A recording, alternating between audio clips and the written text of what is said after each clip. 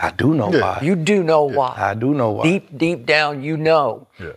And I know, and Kenyon knows, and Cody deep down knows what happened. And I said it on Saturday night during that draft. I did a video because I've never been more outraged over any draft development ever. Most outrageous slide in draft history was what the NFL did to Shedeur Sanders to punish him and his father, to teach them a lesson, to put them in their place. That's what happened. And yes, my friend Mel Kiper had him ranked above Cam Ward. Mm-hmm. And yes, I said Tennessee should say, thank you, God, we got Shedeur. Yep. Natural-born leader, has a natural-born feel for playing the position. If you watched him at Colorado, and I know you did, deadly accurate, moves better than he gets credit for. There are lots of 3rd and 4s where they call read options and let him keep it for the first down.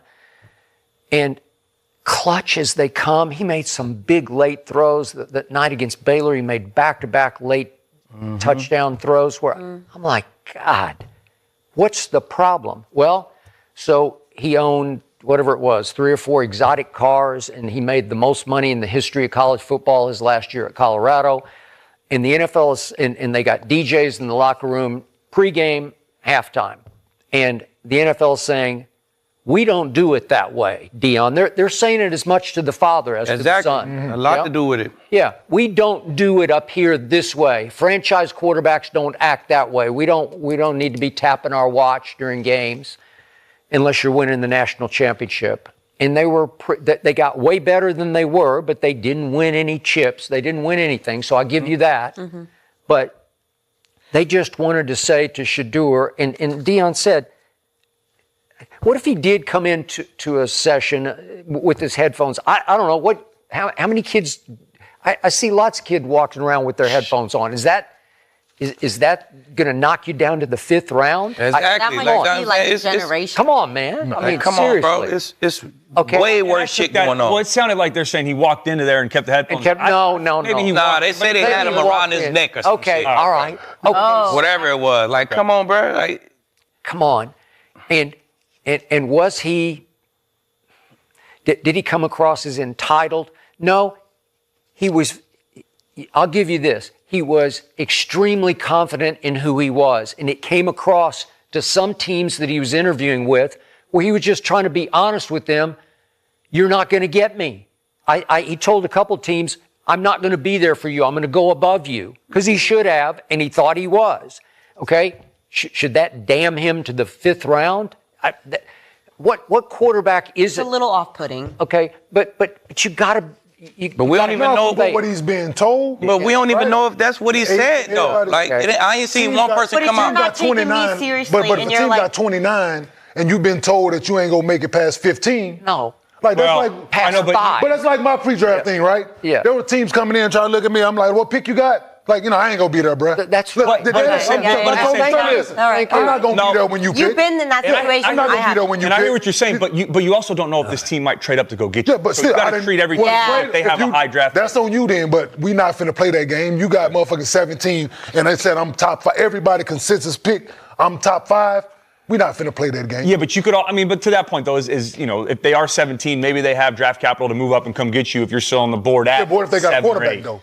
Well, so you got a quarterback. What are you coming here prying at me for? Well, but in the NFL, guys are going to move over, right? You're going to have coordinators go from one place to be a head coach. So you don't know, maybe not right in this situation, but in the future, if it doesn't work out at the first place, you had a great interview earlier on in your career with this offensive coordinator. He now has a head coaching job. Hey, go get me Kenyon. Go get me Shedeur. Go get me one of these guys because of our relationship from before. I get that. You don't want to piss people off because you want to stay ahead of it. But what I do know is that these 32 teams passed on him 4 times for him to get to the 4th. Obviously, it must have been off-putting enough for every team in the NFL to be like, nah. Even though this kid threw for 7,000 yards in senior year. You don't like me saying this, but I just remind you, Tom Brady's Raiders passed 6 times. They had 6 shots. And Tom was his mentor, his guide through high school, his teacher. And I'm like, come on, man. At least take a shot in the 3rd round or give him a break. Like when I heard the headphones thing, I was like, they act like he was in the meeting with them got him on there, asked him a question. Him like, he got the music on, he take it off like, honey, what you say? Bro, it ain't. No. That's my point. We still don't got. Do we got a team who came out and said, well, he interviewed with us and said we ain't gonna be there? Like, I must have missed that article. We don't got nobody saying, it's all this, well, maybe he did this, and maybe that's bullshit because we know where he come from. We know Prime gonna make sure, hey, all right, I lived my whole life to get drafted in the NFL. I'm gonna go in that bitch with some headphones on, like, bitch, I'm already made it. I'm like, no, we just not gonna do that. His daddy ain't come from that. No, I agree. He don't come from that shit, bro. I agree. So it's bullshit, bro. It's bigger than some headphones. Hey, it's what's called the good old boy network. That's what it is. Exactly. We don't want no hip hop acting black kid. That's it. And ain't none of us gonna do it. So it was that's what it is. That's what it is, bro. So I was trying to go into coaching after I got done, right? Had this coach's clinic out in Vegas. Everybody, if you're taking it serious, you need to go to this and this, that, show your face, be a part of it, do all the extra stuff. So I'm like, bet. I go, do all this. So we're having a meeting after the fact. I got my glasses, and I ain't got no hat. So at the time, I don't like putting my glasses on my shirt. So I just did this. So so I don't lose them. Yeah. I'm not thinking anything of it, right? I feel like that more gives dad. No harm, no foul is so one of the coaches, he's still coaching right now, but he come up to me, like, Kenny, are you taking like coaching serious? This, that, and the third. I was like, yeah, like I'm here, I'm doing all the extra, like what? He like, yeah, but like the glasses on your back of your head just scream like you're still trying to be a player. What? Yeah. Wow. I guess you never know what's off-putting these days. Right. They run a tight ship. This is like you gotta be. So the good old. So the point that you just said, I was getting. It's the good old boys thing. The good old boys. I guess I don't fit that. Yeah. Description. Yes, of what they. Because I got my glasses. I was like, yo, this is wild. You know what? So it was. This ain't for me. It was word of mouth in the good old boy network. No to Shedeur, no to Dion. Yeah. Teach them a lesson. Put them back in their place. Let him slide, let him slide, let him slide. And Jimmy Haslam's actually sort of a rebel among the owners. He's sort of a poor man's Jerry Jones. I think he would have slid through the draft if not Jimmy Haslam saying, let's take him for the publicity because a lot of people do like him, and in case we need him as a sideshow next year to take the focus off how bad we are, let's just have him. Let's keep him on the depth chart. Yeah. And what if Shedeur Sanders was never just dropping in the draft? What if he was being sent a message? Because that is the explosive idea running through this entire segment. And whether you agree with it or not, you cannot deny how powerful it sounds when you lay all the pieces out. A quarterback who had first-round expectations, big-time production, leadership, accuracy, confidence, and star power somehow slides all the way down the board until the Browns take him. And in this conversation, that is not treated like a normal football decision. It is treated like something deeper, something personal, something aimed as much at Deion Sanders as it was at Shedeur himself. That is why the emotion in this clip feels so different. This is not just analysis, this is outrage. And when you bring the Browns into that story, it gets even hotter because Cleveland did not draft Shedeur into some clean, stable quarterback pipeline. He landed in one of the messiest quarterback environments in football, on a team still carrying Deshaun Watson, still carrying baggage, still carrying confusion, and still trying to figure out what the future of the position even is. Then on top of that, Shedeur had to walk into the building with another quarterback, Dillon Gabriel, drafted ahead of him.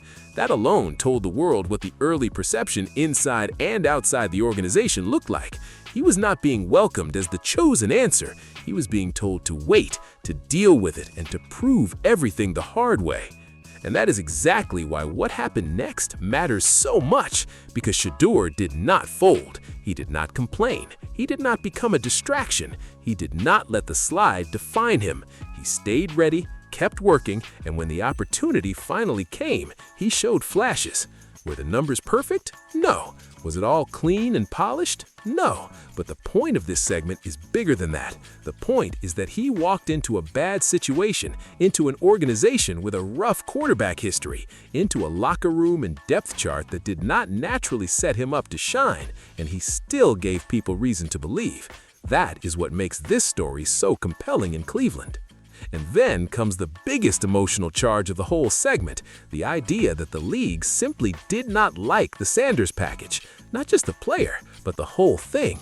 The confidence, the style, the flash, the cars, the celebrity, the headphone stories, the dad, the aura.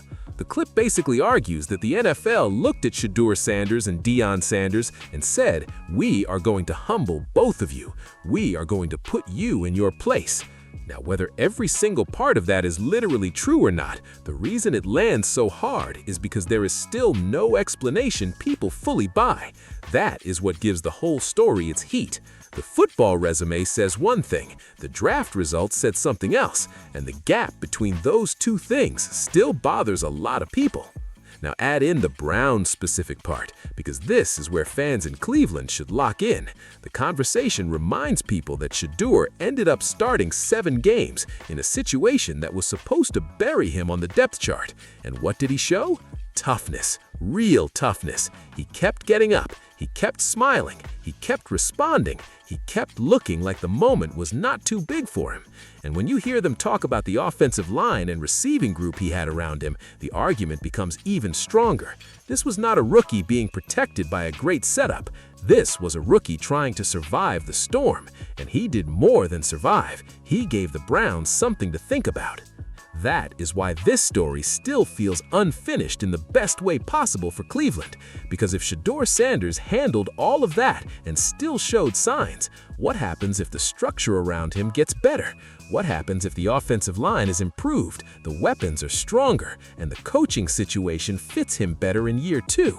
What happens if all of that pain from the draft, all of that disrespect, all of that pressure actually built the exact mentality you want in a Browns quarterback? That is the thought that should keep the Dawg Pound watching closely right now.